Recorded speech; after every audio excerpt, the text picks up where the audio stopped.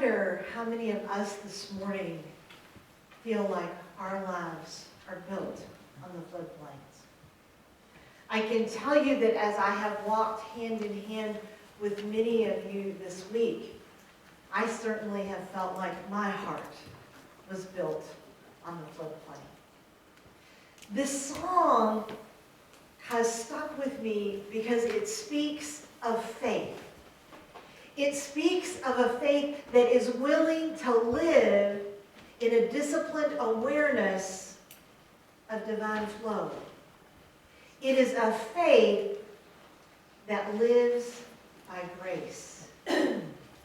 Now, grace is one of the most mysterious and probably misunderstood spiritual concepts that we talk about in Unity. For many of us, we were taught that you had to do something to get grace and that it was in limited supply. And that limit depended on how full the church was and how long the line was when they did the altar call. Right? Today, I want you to call upon your faith. And my hope is that when you leave here today, that you will leave here not only knowing that you have within you a powerful faith, a faith that will stick with you when your life is in the floodplains, and that you will also leave here in a state of grace. Because I believe that a state of grace is truly our natural state, that we are meant to always be in a place of grace. Ephesians 2:8-9 tells us, "For by grace you have been saved through faith, and this is not your own doing. It is the gift of God, not the result of works, so that no one may boast." There are times in our human experience when the flood of life seems to pull us under, seems to threaten to drown us with our own sorrows, our own worries, our own anxieties. And yet it is that faith within us that tells us to keep treading water until out of nowhere grace comes like a life preserver, like a buoy, and lifts us up until our heads are above water again. There's a story that I heard that made me think about saving grace. It's a story about a tugboat named the Cahaba. Now, the Cahaba was traveling down a river in Alabama, and there had been a lot of storms, a lot of rain. And for any of us that live near the river, we know that when there's a lot of waterfall, the river becomes very quick. Right? The current is very strong and the water flows swiftly. And so the tugboat pilot was carrying his load of coal down the river, and he noticed how swiftly the water was moving, how strong the current was, and he saw a bridge up ahead. And he had that feeling in the pit of his stomach like something was about to go horribly wrong. And so instinctively, he dropped his cargo, and he put his engines in reverse, and he held tightly to the wheel. And the onlookers gasped as they saw the tugboat be swung around by the current and slam into the bridge. And everyone watched with dread as the strong current pulled the tugboat under the water, and it disappeared. Only to suddenly pop above the surface like a cork in the water, with the engines running and the pilot at the wheel. What saved the tugboat wasn't a miracle. What saved the tugboat was that it had a meter-thick concrete ballast in its hull Now, the ballast in a boat is that part of the boat that allows it to stay balanced, no matter how high the waves, no matter how strong the current. That and the buoyancy of the water is why that boat rose again. That boat is an example for us of faith and grace. You see, when faith is our ballast, when it is our faith that creates stability in our lives, no matter what happens to us, we can remain upright until, just like the buoyancy of the water, grace, that mysterious gift, lifts you up. Linda Martello-Whitsitt, in her book, Divine Audacity, describes faith as our innate power to create our reality by our perceptions, our beliefs, and interpretations. Our innate power to create our reality by our perceptions. You see, faith is the first step in creation for us. It is the ideas that we hold in our mind. It is our beliefs. It is our mental image, the perceptions that we hold that help us respond to the flood and the floodplains. Now, our perception, when it's rooted in our humanness, is usually based on beliefs that we hold about how life should be, could have been, should have been. And also about our very own observations of how we think the world is. But Linda Martella tells us that there are two perceptions that strengthen our faith, that give our faith power so that it becomes that ballast that holds us steady whenever the floodwaters come. And the first one that she talks about is the perception of possibilities. Now, I'm sure in those moments as the Cahaba was sailing towards that bridge, that pilot was going over the possibilities in his head. Okay, should I jump ship? Looks like it's going to be a bad one. I think we're going to crash. I better start praying. Or that future possibility that says, I know that I can do this. I know that this boat is built to survive any storm. And hold tight. Our possibility thinking is under our control. Only we can decide what kind of possibilities we can perceive. We can be Eeyores. Oh, I knew that was going to happen. Nothing good ever happens to me. Why does everybody not like me? Or we can look at possibilities through the eyes of our spiritual perception, spiritual truth, knowing I was built for this. I'm strong enough for this. I have everything I need to move through this. Let me give you a fun example of how our perception of possibilities influences our lives. I want to introduce you to two young couples I know to protect their identity. We'll call them the Joneses and the Smiths. So the Joneses, Mrs. Jones got a great job opportunity in a new town.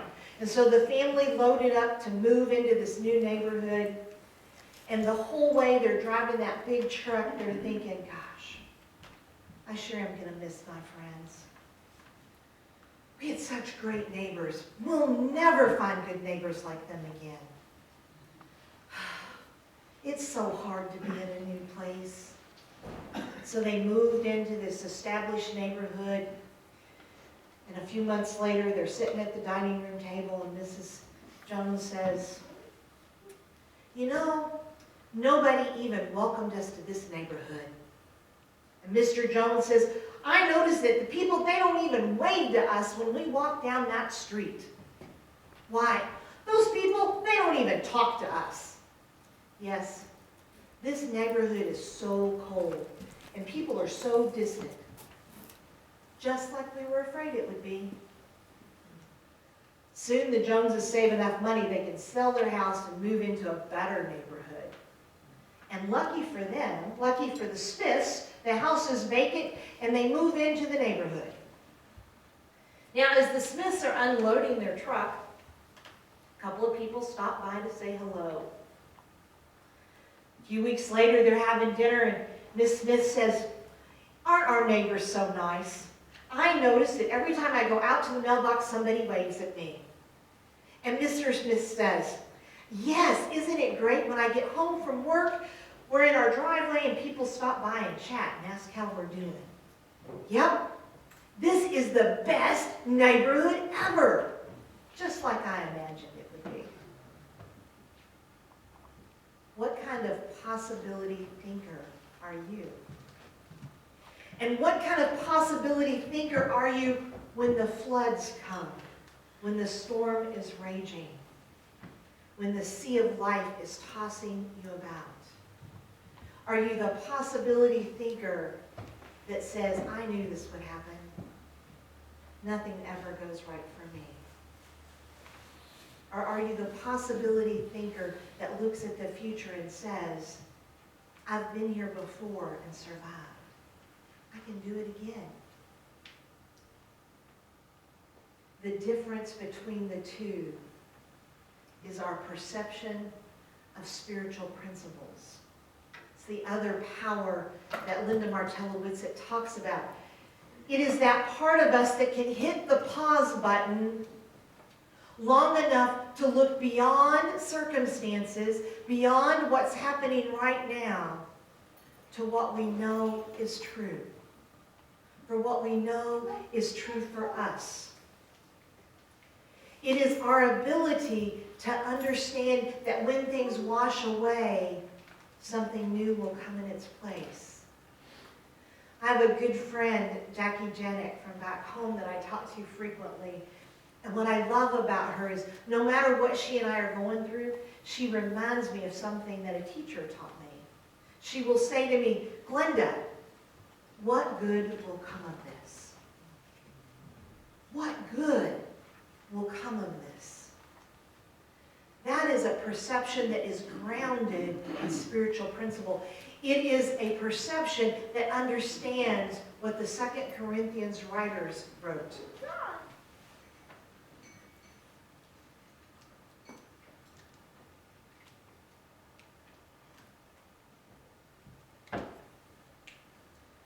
For we are the temple of a living God. As God has said, "I will live with them and walk among them, and I will be their God, and they will be my people."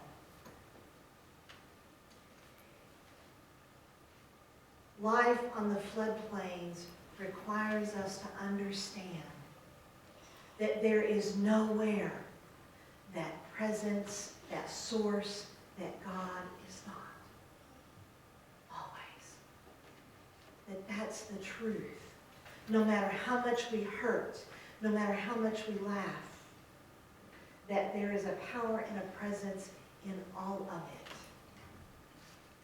And when we realize that, we open the door for grace.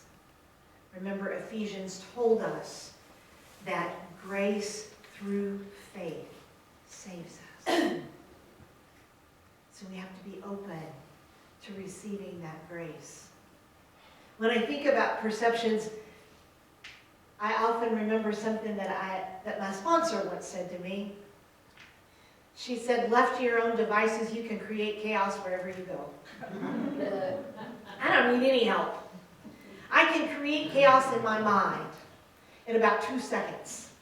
Just give me an event, and I can create a wonderful story around it that usually involves some kind of chaos, right? That's why I'm so grateful for grace. Remember, Ephesians tells us that grace is a gift, that it's not based on works. We don't have to do anything to earn it. So even when our perception is off a little bit, Even when we're not real sure, we can't see the presence, even when we're knocked to our knees and we don't think we can get up, grace is still there. Grace is still present. Unity minister Eric Butterworth, in his book, The Universe is Calling, described grace like this. It is an assurance, an explanation of why things are never quite hopeless, and why we never receive the full harvest of the errors that we sow, and why we always receive a little more good than we earn. That's grace. That's when something does for us what we cannot do for ourselves. That is grace. And the more that we live in an awareness that we are cared for, in an awareness that, thank goodness, my thoughts do not manifest instantly. Thank goodness, on the days that I'm cranky and irritable and less than reverent, it doesn't come back to me tenfold. Thank goodness for grace. The more that we live in an awareness that we are always connected to Source, whether the sun is shining, the storms are raging, or the floods are coming, the more that we learn to live in a state of grace. Eric Butterworth goes on to describe living in a state of grace as living in a state of grace can mean nothing more nor less than living in a disciplined awareness of divine flow. A disciplined awareness of divine flow.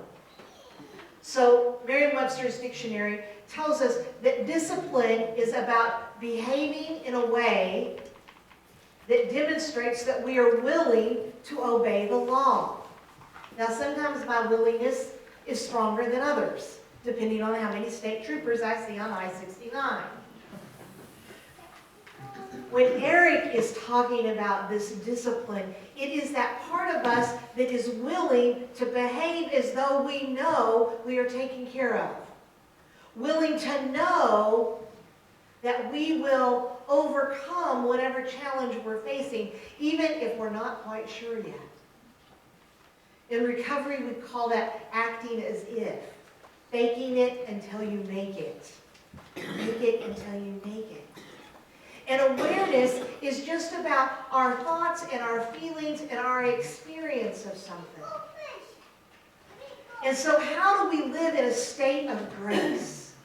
How do we live in that awareness, that disciplined awareness, that willingness to behave as though we know it's going to be okay?